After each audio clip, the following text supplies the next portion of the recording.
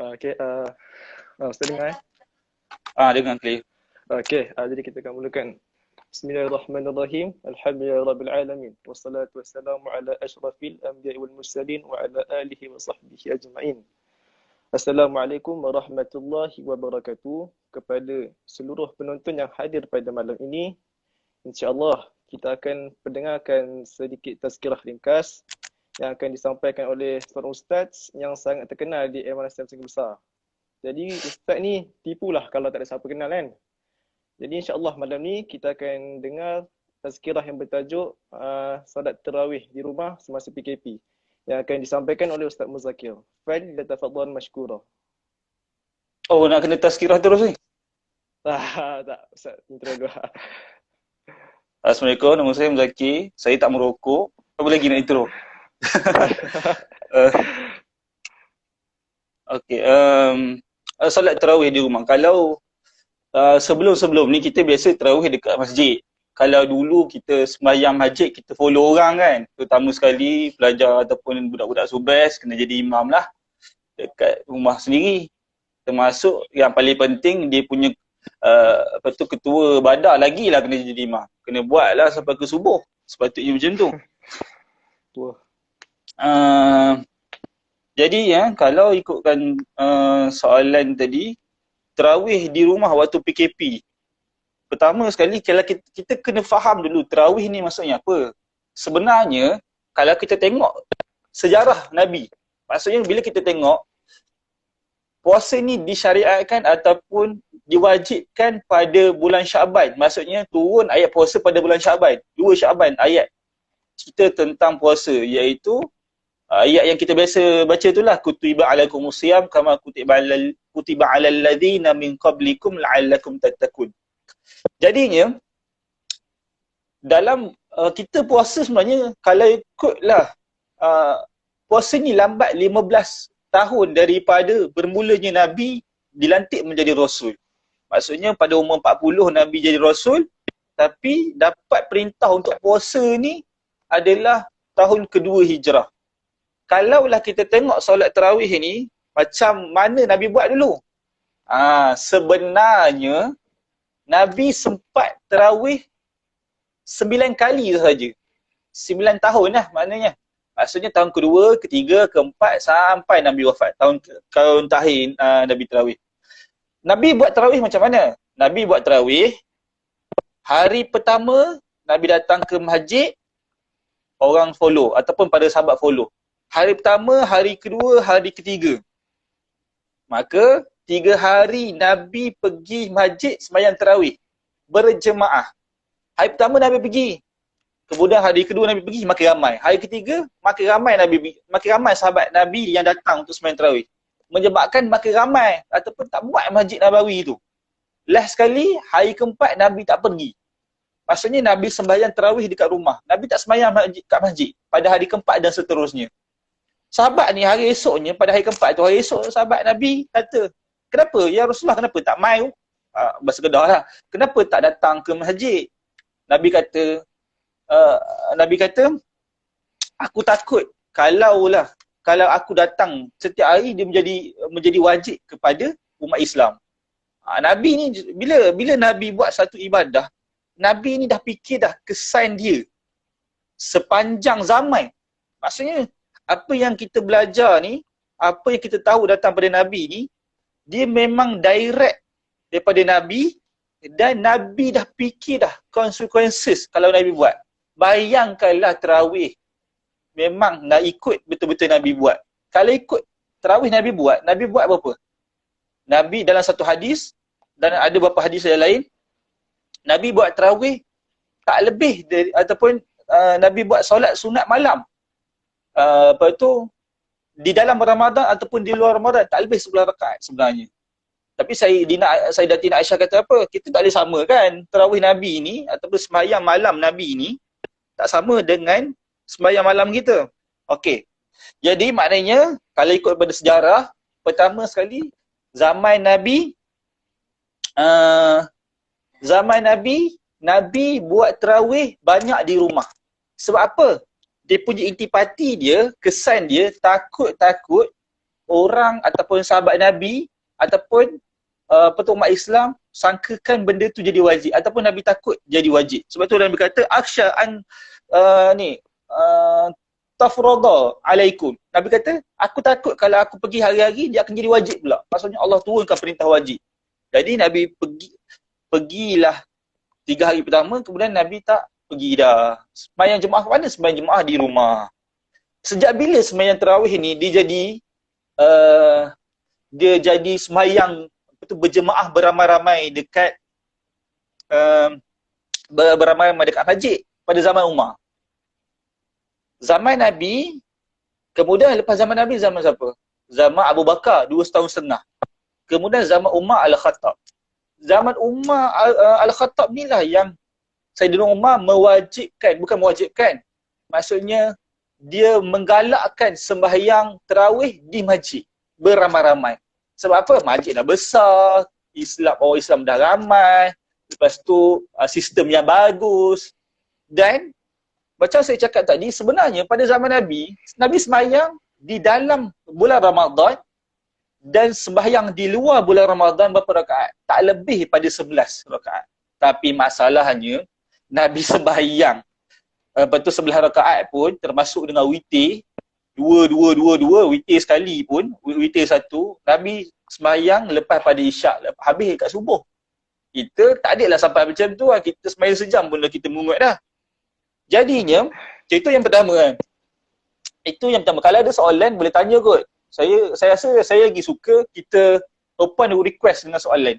Sebab bukan sekadar saya live dekat IG ni juga, saya juga live dekat saya punya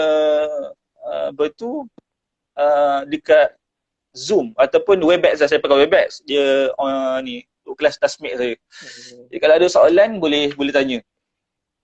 Nanti Iskar nanti awak tengok kalau ada soalan. Saya kadang-kadang tak perasan juga. So yang pertama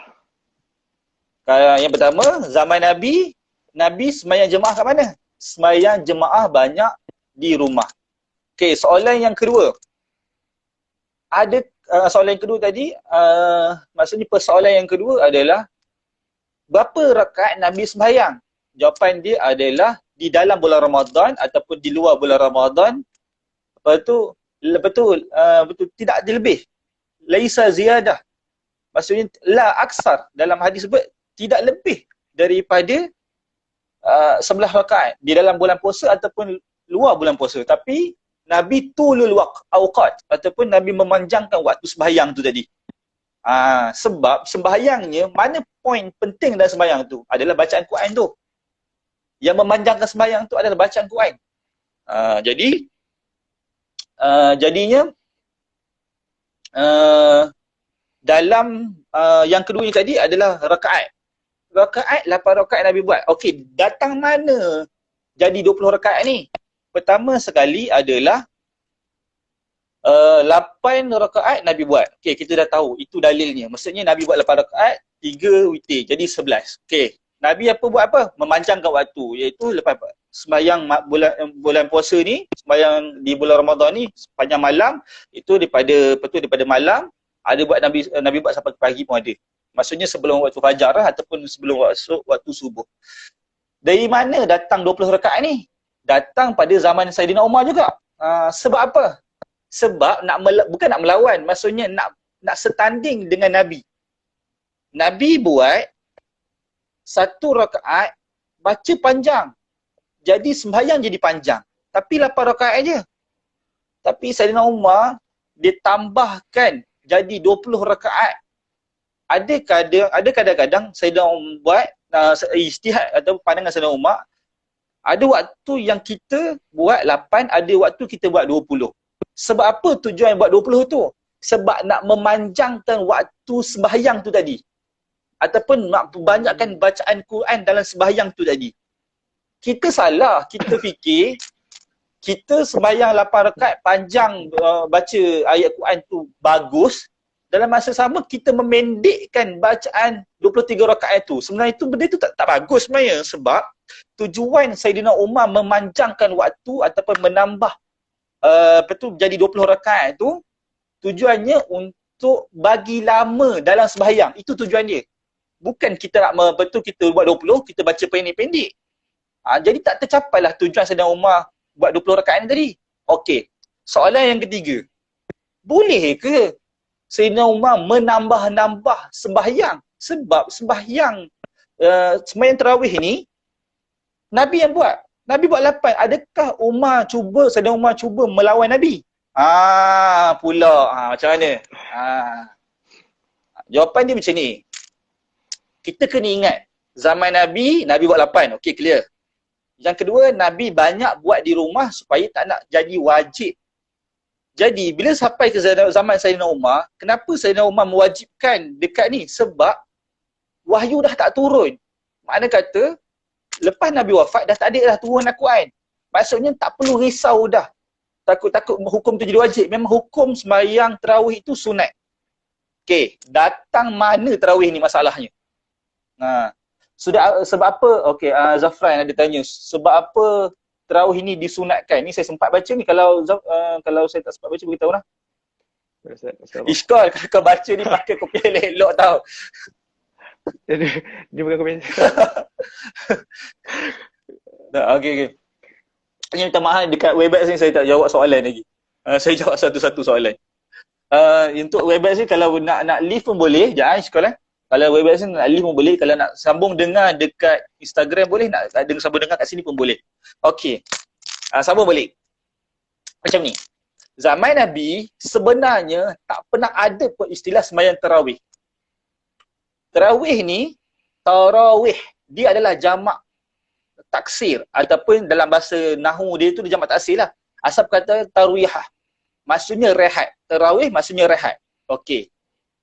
Jadi, apa maksud tarawih, apa maksud rehat ni? Iaitu 4 rakaat rehat, 4 rakaat rehat, 4 rakaat rehat. Macam tu. Zaman Nabi, tak ada pun sembahyang tarawih ni. Datang mana sembahyang tarawih ni? Datang daripada istilah orang Melayu. Ingat, kullu bid'atin dolalah. Setiap bid'ah ni adalah sesat. Dan kullu dolalah finnar. Setiap benda yang menyesatkan tu di neraka. Jadi soalan saya tadi, adakah Sayyidina Umar menjadikan sembahyang tarawih itu 20 rakaat lebih pada Nabi, adakah bid'ah? Jawapannya tidak. Sebab zaman Nabi, ingat tau, kita je yang letak perkataan sembahyang tarawih itu. Sebenarnya, kalaulah ikut buku fiqh yang sebenar ataupun ikut hukum sebenar, sembahyang yang Nabi sembahyang waktu bulan Ramadan tu, itu adalah sembahyang sunat yang biasa Nabi buat sebelum pada bulan puasa. Maksud sembahyang sunat biasa. Sembahyang sunat apa? Sembahyang sunat macam-macam lah. Jadi, tapi disebabkan masuk bulan Ramadan, kita letak design nama dia, tarawih. Contoh yang kedua. Solat hajat. Solat hajat tak ada dalam hukum. Nabi tak pernah buat pun solat hajat.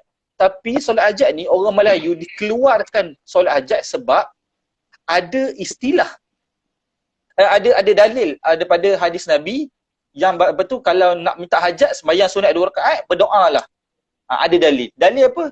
Dalil daripada hadis sebagai tahu nak betul kalau berhajat sembahyanglah sunat 2 rakaat, kemudian berdoalah. Itu tentang solat hajat. Begitu juga solat tarawih. Solat tarawih ni tak ada satu pun dalam hadis Nabi sebut tentang haza solatan tarawih kaza. Ataupun tak ada pun satu hadis beritahu ini ada word kata solat tarawih itu. Tapi solat pada zaman Nabi adalah solat malam sebagaimana kita solat sebelum-sebelum ni. Itu maksudnya. Jadi dalil yang diguna pakai adalah man qama ramadhana imanan wa ihtisaban ghufira lahu taqaddama min dzambih. Maksudnya siapa yang mendirikan bulan puasa. Mendirikan ni adalah maksudnya adalah buat benda amalan sunat pada bulan puasa. Amalan-amalan sunat. Termasuk baca Quran pun. Termasuk solat pun. Maksudnya, saya nak bagi tahu pada siapa yang dengar ni, saya nak bagi tahu. Pada zaman Nabi, tarawih itu tak pernah wujud pun perkataan sembahyang tarawih khas. Yang adanya adalah solat sunat. Seperti mana solat sunat di luar tarawih. Itu maksudnya. Jadi macam tu.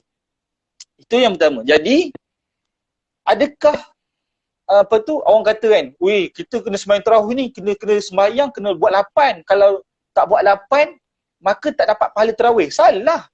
Pahala tarawih pun perkataan yang salah kita pakai. Sebab apa? Sebab sembahyang tarawih tak ada zaman Nabi. Dan pahala itu by solat. Mana kata kita solat 2 rakaat itu juga bermaksud iqamah ataupun dirikan malam ataupun qiyamul. Yang kita sembahyang sunat tu, yang lepas pada isyak itu qiyamul lah tu. Qiyamul ni maksudnya mendirikan malam ataupun membuat amalan-amalan sunat ataupun membuat apa saja amalan sunat waktu malam. Waktu malam tu maksudnya bila? Kalau waktu malam pada Islam pada maghrib sampai subuh. Okey, kalaulah kita nak qiyamul mesti bermula pada isyak. Masuk isyak, apa saja amalan sunat yang kita buat tu sampai ke subuh itu dikira qiyamul. Contoh, kita bangun pagi nak kencing. Kita zikir saja, subhanallah, subhanallah. Itu pun qiyamul. Oh. Itu maksud qiyamul. Kita sangka macam qiyamul aku kena sembahyang ni. Tak, qiyamul ni mendirikan malam. Maksudnya buat amalan sunat. Memanglah tak samalah bagi orang sembahyang 2 rakaat tengah malam pukul 3 pagi dengan orang bangun sebut subhanallah pergi kencing. Pahala dapat juga orang subhanallah pergi kencing itu dapat, tapi tak standing. Mungkinlah tak standing dengan orang sembahyang hajat kan. Macam tu. Jadi maknanya senang saya nak bagi tahu, saya nak conclude, maksudnya nak bagi faham. Pertama, sembahyang tarawih Nabi tak pernah buat sembahyang nama dia sembahyang tarawih. Tapi Nabi buat sembahyang sunat. Sembahyang tarawih datang kemudian. Yang kedua, Nabi buat sembahyang sunat tak lebih daripada 8 rakaat. Tak lebih daripada 11 rakaat termasuk witir. Tapi Nabi panjangkan waktu sembahyang. 1 rakaat baca panjang. Sampai ke sebelum subuh pun.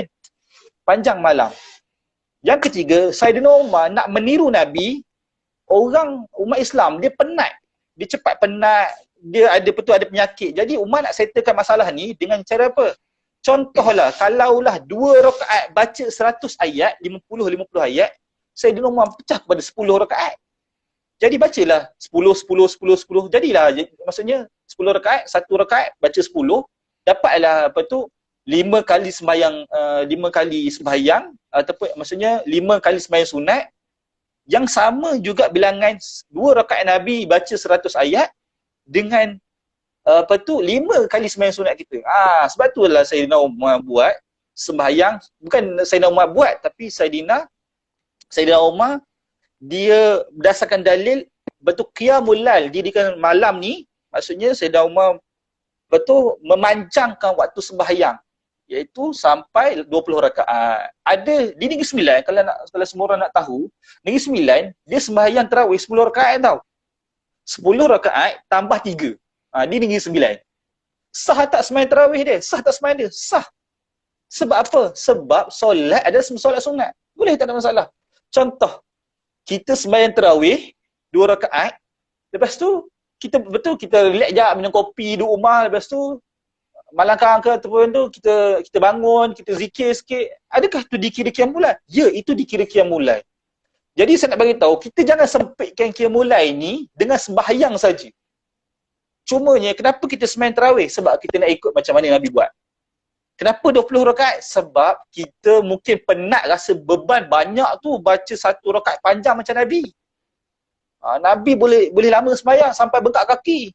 Kita sembahyang mana pernah bengkak kaki? Bengkak hati dia. Tapi dengan kita sembahyang sikit, jadi banyak macam Nabi.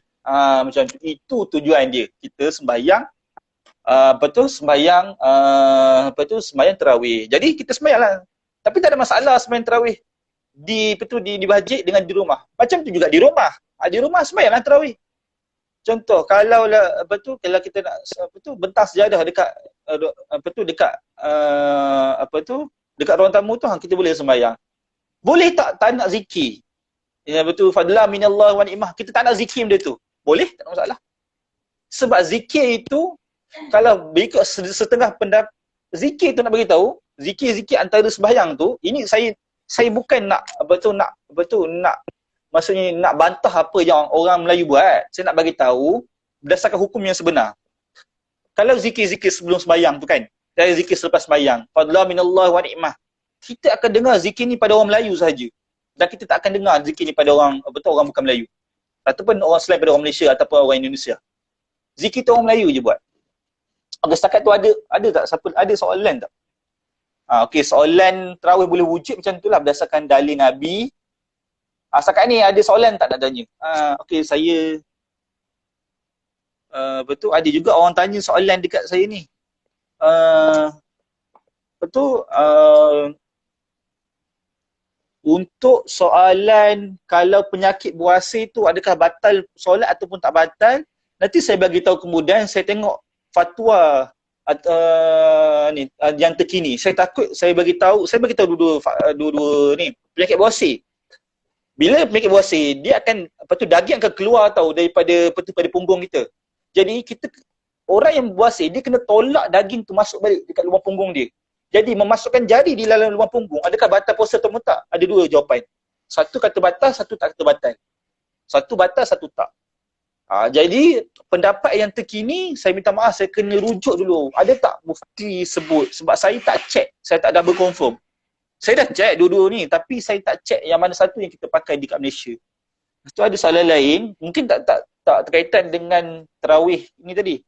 Kalau kena apa-apa penyakit yang terlalu teruk, kena solat dan puasa ke? Kalau solat wajib, puasa kalaulah benda tu menghalang daripada kita puasa, kita boleh batalkan puasa di atas alasan uzur syar'i, uzur yang dibenarkan. Dia kata siapa yang siapa yang uzur ataupun memang tak boleh nak berpuasa, maka dia boleh batalkan puasa. Contohnya mak ibu yang mengandung, yang risau tentang kandungan dia, dan lain-lain lah. Okay, ni ada soalan ni. Assalamualaikum Ustaz, saya nak tanya, kalaulah saya nak join solat tarawih tapi saya tak solat isyak lagi, bolehkah saya kejar solat tarawih tu dulu baru solat isyak? Jawapan dia boleh, tapi kita jadikan sembahyang solat sunat tarawih tu imam kita lah. Tak ada masalah. Orang sembahyang wajib, dia boleh menjadi makmum kepada orang sembahyang sunat. Contoh, kita baru sampai masjid, orang dah sembahyang tarawih. Kita nak sembahyang isyak sebab tak sembahyang lagi. Boleh, tak ada masalah. Iaitu kita boleh sembahyang isyak, kita boleh sembahyang isyak menjadi makmum kepada orang sembahyang sunat tarawih. Boleh, tak ada masalah. Kan orang sembahyang tarawih 2 rakaat lah. Nanti kita tambahlah. Macam tu. Mudah je.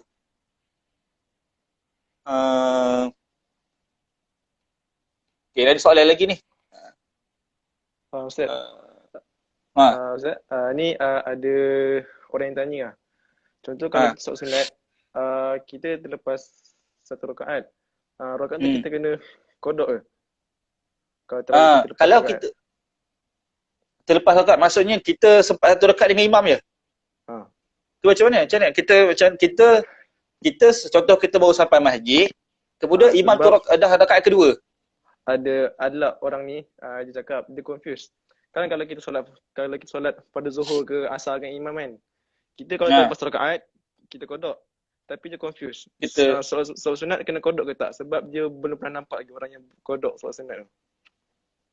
Kodok sembahyang? Kodok sembahyang sunat. Kodok solat sunat ni tak ada kodok. Sebab dia sunat. Dia macam ni. Okey, soalan tadi, contoh, bukannya lambat, bukan tertinggal rakaat lah, bukan masbuk. Kodok. Maksudnya masbuk. Okey, jangan tertukar tau. Qadha maksudnya ganti terus. Qadha maksudnya ganti. Kalau kita tertinggal ataupun kita contohnya kita tinggal sembahyang, maka kita kena qadha wajib. Kalaulah kita masbuk ni maksudnya kita tak sempat rakaat mula-mula dengan imam ataupun rakaat pertama dengan imam, maka kita kena naik wajib lah. Sebab sembahyang sunat tu 2 rakaat. Mana boleh kita boleh skip jadi 1 rakaat? Nampak? So, kalaulah kita sembahyang sunat, imam dah rakaat kedua, kita baru nak masuk rakaat pertama, maka wajiblah kita naik satu lagi. Kalau tak, batal sembahyang. Sebab kita ambil 1 rakaat. Sembahyang ni pun, dia kena ikut sistem dia, bukan main bedal. Macam tu. Jadi, kita kena tambah rakaat lagi. Okay. Ada lagi soalan?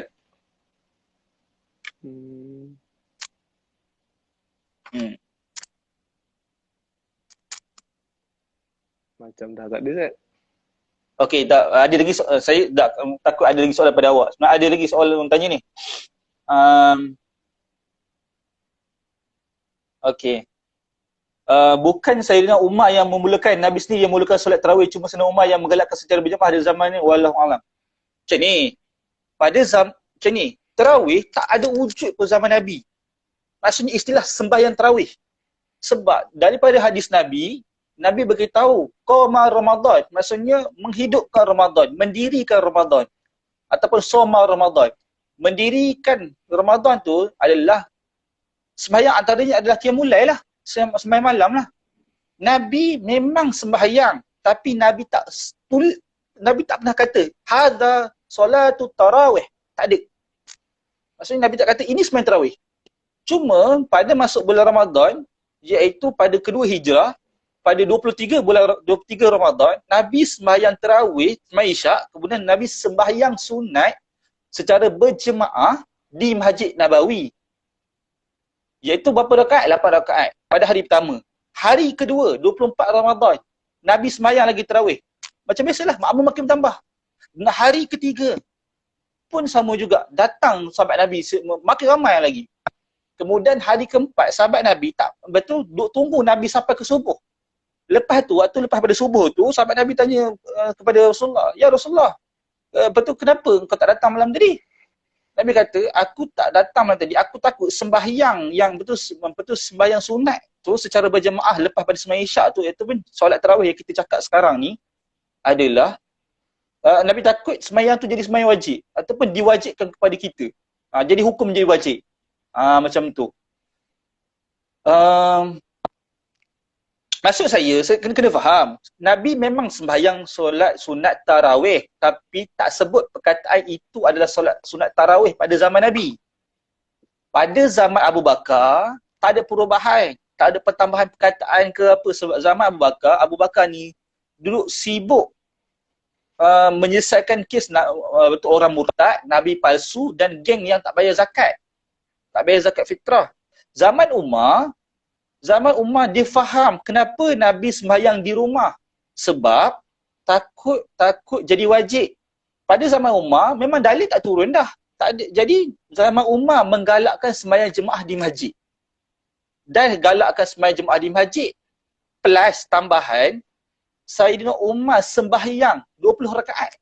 Menggalakkan sembahyang 20. Ada waktu Sayyidina Umar buat 8 rakaat. Berjemaah 8 rakaat. Ada waktu Sayyidina Umar berjemaah 20 rakaat.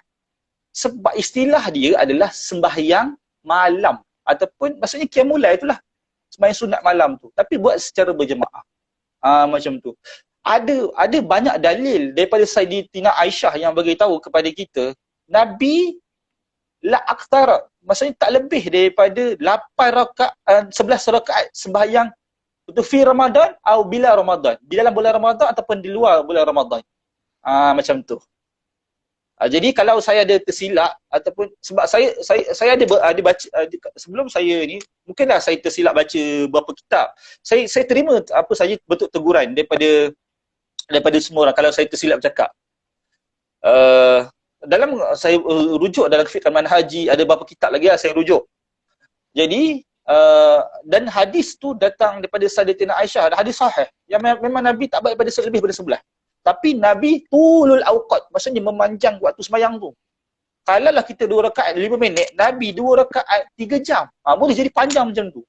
Macam tu cara Nabi sembahyang. Jana. Ada banyak soalan ni sekolah tu. Dekat komen ni. Baca. Ada yang soalan tanya ni. Kalau solat raya kita macam mana nak masbuk? Solat raya? Kalau solat masbuk. Kan ada angkat takbir banyak kali. Jadi macam mana kita nak masbuk? Macam tu. Sembahyang raya, Allah SWT. Nanti saya cek balik sebab saya takut saya tersilap cakap. Sebab kalau nak cakap dekat live ni mesti saya tak baca, maksudnya saya tak buka dalam bab solat raya tu. Jadi nanti saya cek balik sembahyang betul raya dalam masbuk sebab apa? Sebab kan kita angkat takbir banyak kali.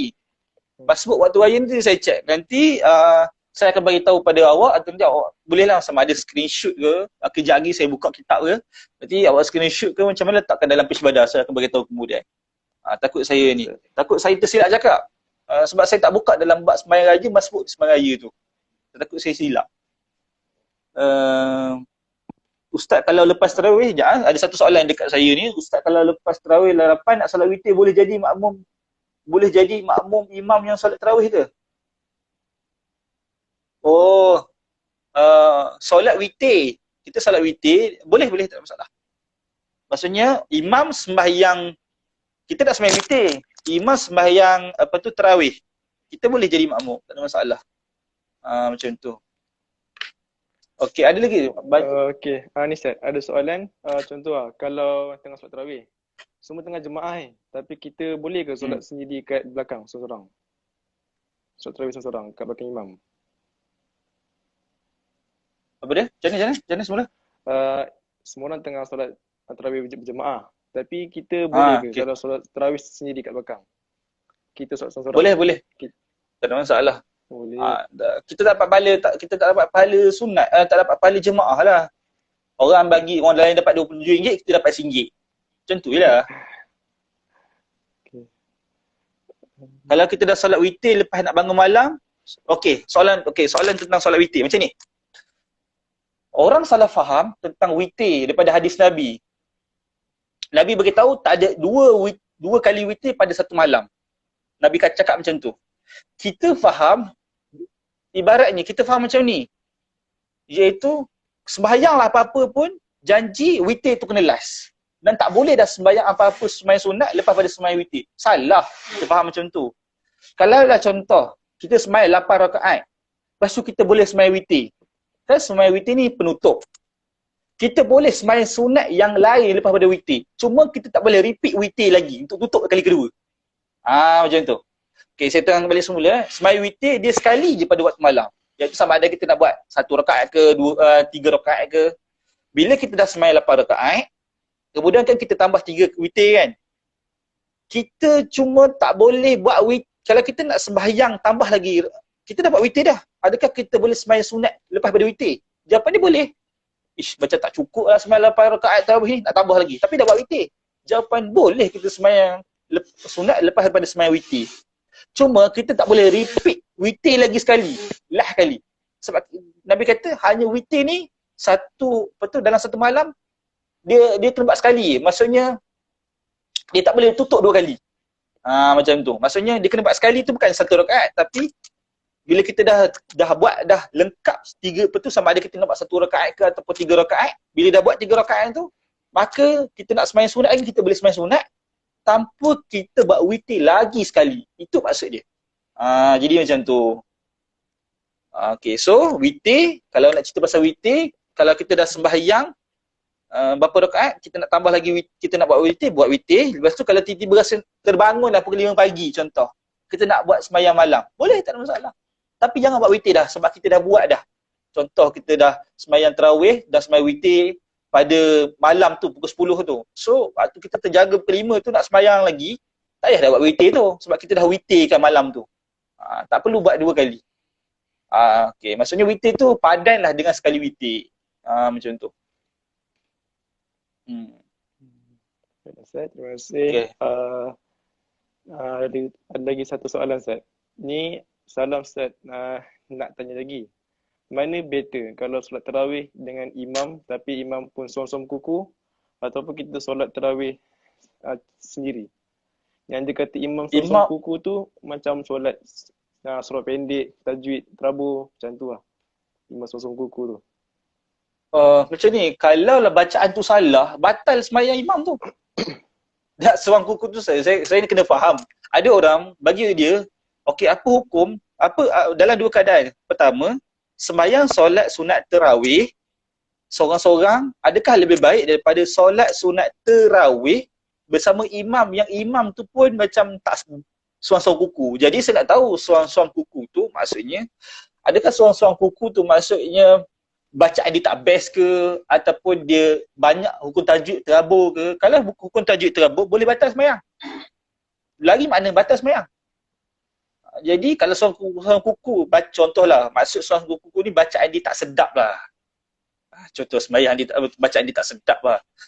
Tetap dia lebih baik sebab tajuk dia betul. Baca surah pendek, tetap kalau kita sembahyang seorang, kita tak akan dapat sembahyang, kita tak akan dapat pahala berjemaah. Pahala jemaah is special. Pahala jemaah yang the best is sembahyang fardu berjemaah awal waktu. Fardu jemaah awal waktu. Ini the highest ranking sembahyang. Boleh cakap macam tu lah.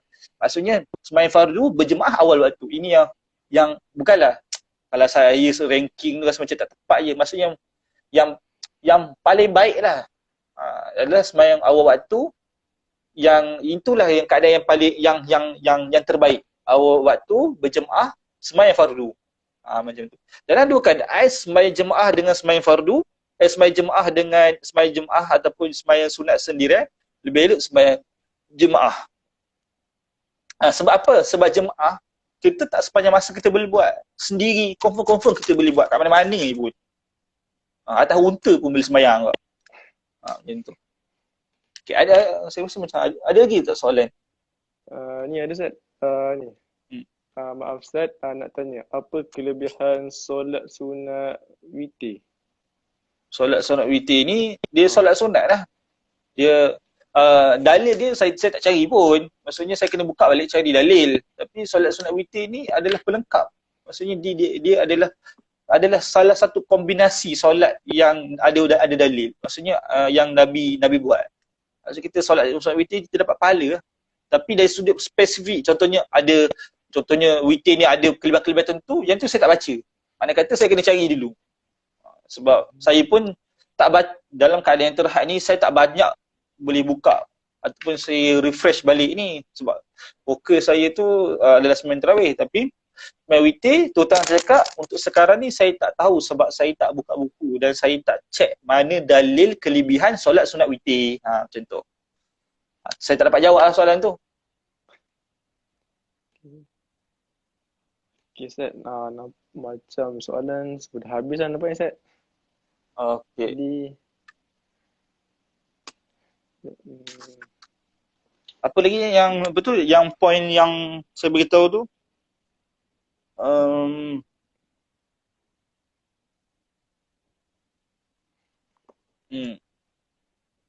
Yang okey. Soalan dah habis. Okey, seterusnya pasal zikir. Macam saya cakap tadi, saya bukanlah nak membantah apa orang Melayu cakap, tapi bisa cakap berdasarkan dalil sahaja. Okey, macam ni. Zikir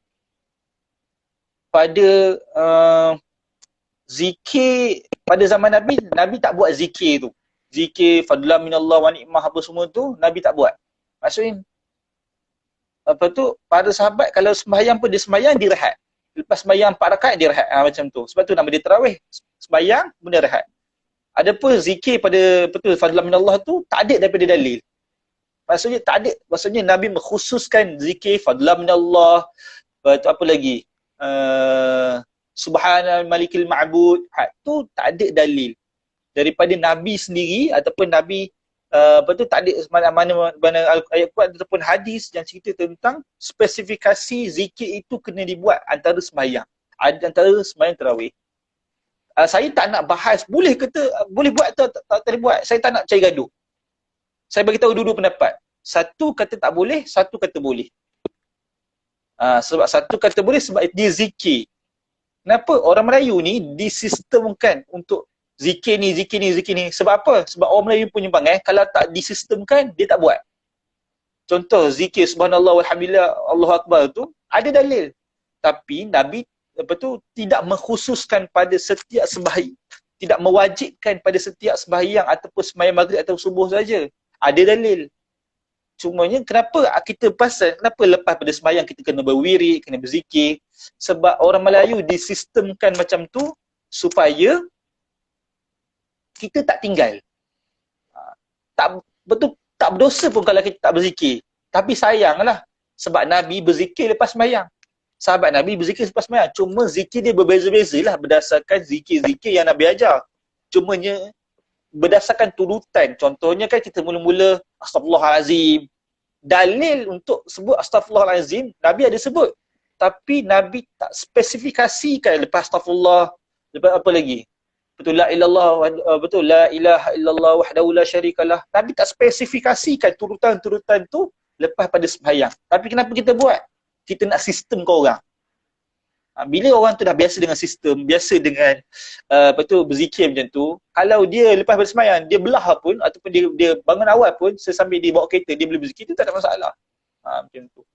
Maksudnya, kalau zikir-zikir lepas pada sembahyang tarawih itu, pada permulaan zaman Nabi-nya, Nabi tak buat. Tapi orang Melayu je buat benda tu. Sebab apa? Saya nampak lah, ini pendapat peribadi saya.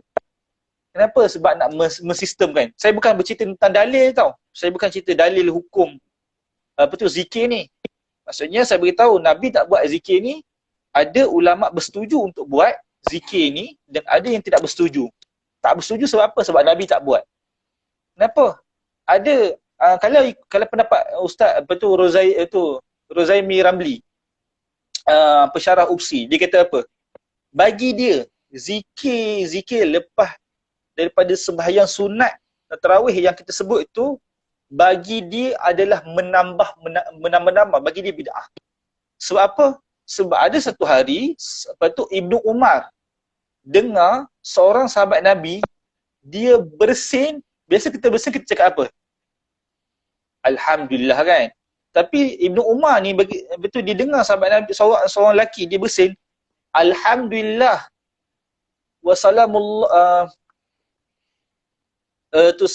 ala selawat lafaz tu saya lupa, dan selawat dan salam kepada Rasulullah, wassalamu alayka, assalamu alayka ya Rasulullah, macam itulah maksudnya selawat ke atas Nabi. Ibnu Umar, iaitu anak kepada Sayyidina Umar, kata anak Sayyidina Umar ni, Ibnu Umar, dia marah kepada lelaki ni, orang ni, disebabkan menambah zikir di dalam bersin tadi. Sebab apa? Bukan salah dia berzikir tu, bukan dia salah dia selawat atas Nabi tadi, tapi dia menambah-nambah yang bukan daripada Nabi. Dia takut bila orang lain dengar, orang lain akan ikut dan dia anggap itu datang daripada Nabi. Jadi pula hadis palsu. Maka saya nak bagi tahu, zikir-zikir tu ada yang kata benar boleh, ada yang kata tak boleh. Tak boleh kata disebabkan bid'ah. Benda tu Nabi tak buat. Saya yang mana? Saya buat. Jadi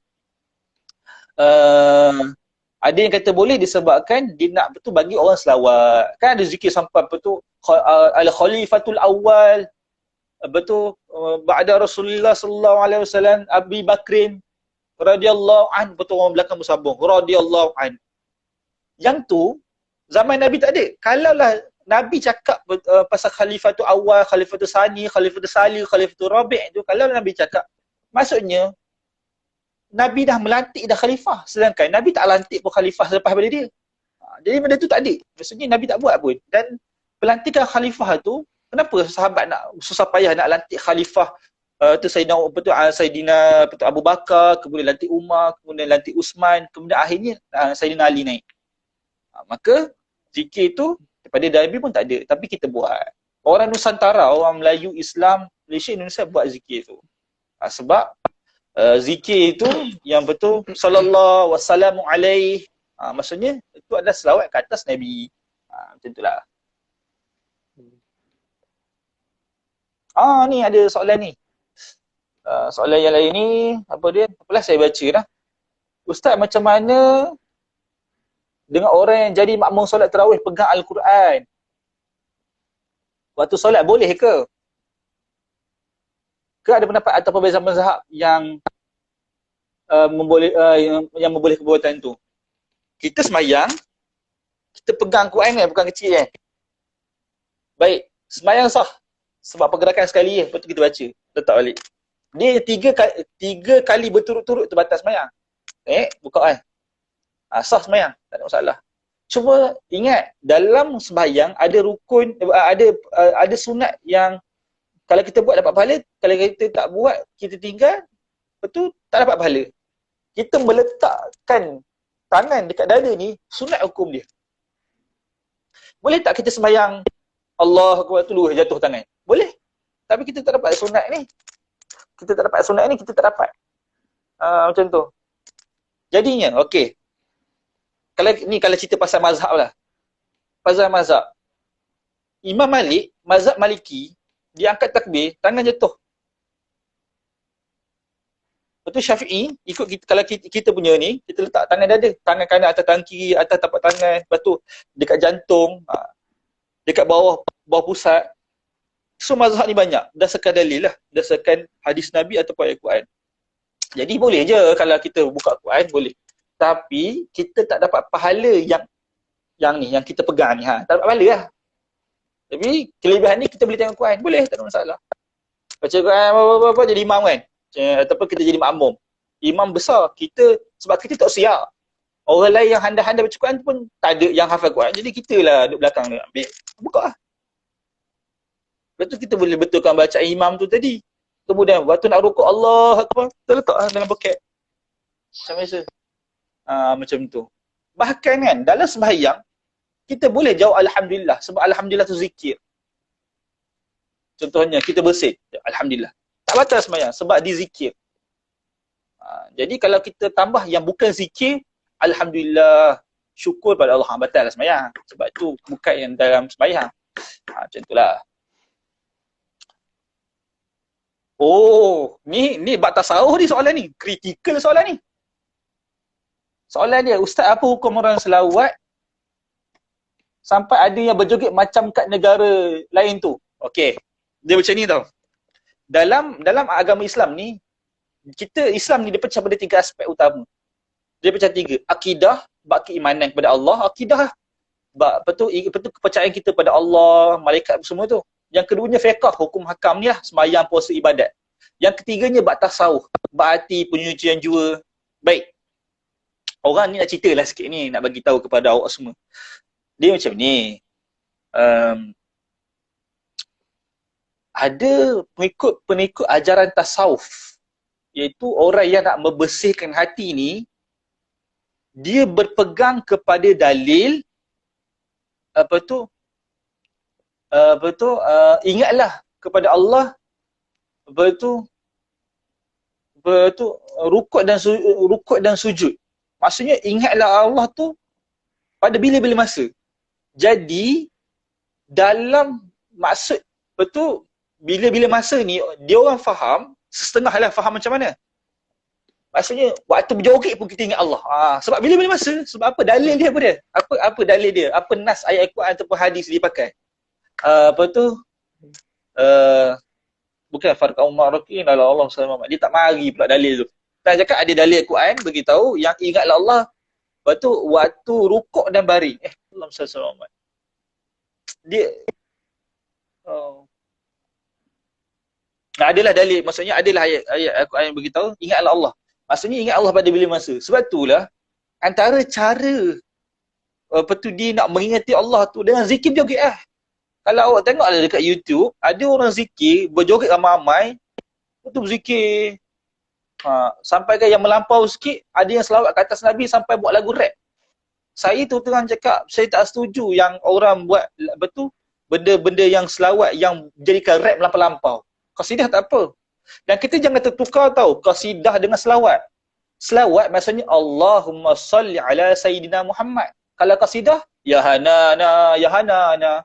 Itu qasidah. Qasidah tu bukan ayat Quran, bukan hadis Nabi. Dia adalah nasyid. Qasidah sama dengan nasyid. Selawat selawat.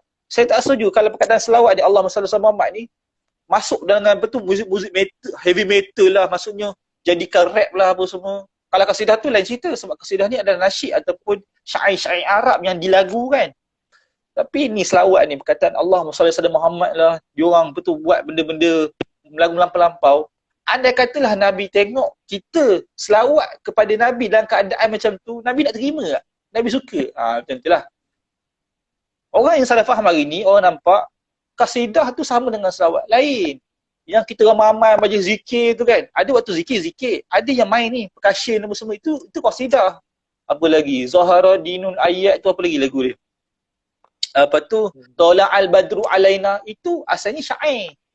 Orang Arab ni dia suka tulis syair. Dia jadi qasidah. Qasidah tu dilagukan. Dia main muzik. Macam tu. Okay. Ada lagi tak soalan?